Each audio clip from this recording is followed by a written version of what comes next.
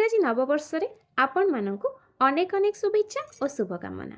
तत्सहित मु लोपामुद्रा आपण मानक स्वागत करुच्ची आमर यही चैनल आत्मसमीक्षा को। बंधु माने आपण माने जानिछंती जेतेबेले आमे छोट बेले कौनसी विद्वान व्यक्ति को प्रश्न करिथांती मु किए किंबा आमे निजको जानिबा को चेष्टा करिथांती सेतेबेले आमको गोटे सुंदर उत्तर मिली थाए जोथिरे उत्तरटी थाए मु गोटे आत्मा। तो आमे केबे आत्मा को चिन्हिबा को चेष्टा करिसंती? संसारर मोहमाया भितरे लोभ हिंसा क्रोध इत्यादि प्रवृत्ति मध्यरे आमे बेले बेले आम आत्मा को चिन्हि पारि नाहंती किंबा आम निज को चिन्हि पारि नाहंती। तो आमे चेष्टा करिबा आम निज को चिन्हिबा पई आम कर्म को जानिबा पई जहा आमर भाग्य निर्धारण करिथाए। तो आज यही शुभ दिन रे शुभ आरंभ करिबा आमर यही चैनल माध्यम रे आमे आत्म समीक्षा करिबा कर्म को सजाड़िबा सुंदर जीवनटीए तैयारी करिबा।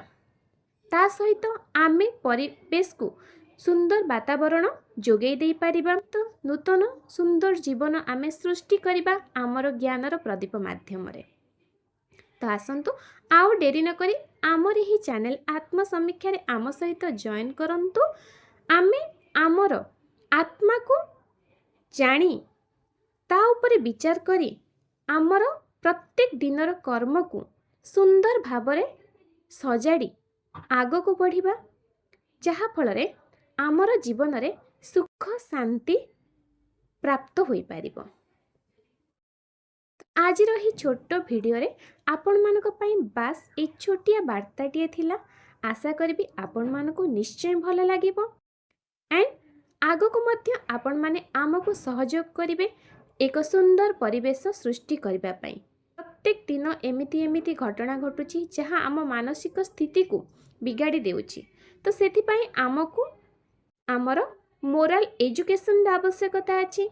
आमे जदि निज को सजाड़िबा निज परिपार्श्व जो माने अछंती सेमान को जदि आमे आमर वार्ता माध्यम रे आमर ज्ञान माध्यम रे बदलाई दे पारिबा ताहले किंचित मात्रे परिवेश को सुंदर करी गढ़ी तोलिबारे मध्य आमर अवदान रहिबो। तो एई सुंदर सृष्टि को आमे आहुरे सुंदर करी गढ़ी तोलिबा। तो पुणी देखा हबो आमर आगामी आउ गोटे सुंदर वीडियो रे। से पर्यंत रहिली निजर जत्न नियंतु खुशी रे रुहंतु एवं शांति रे रुहंतु। जय जगन्नाथ।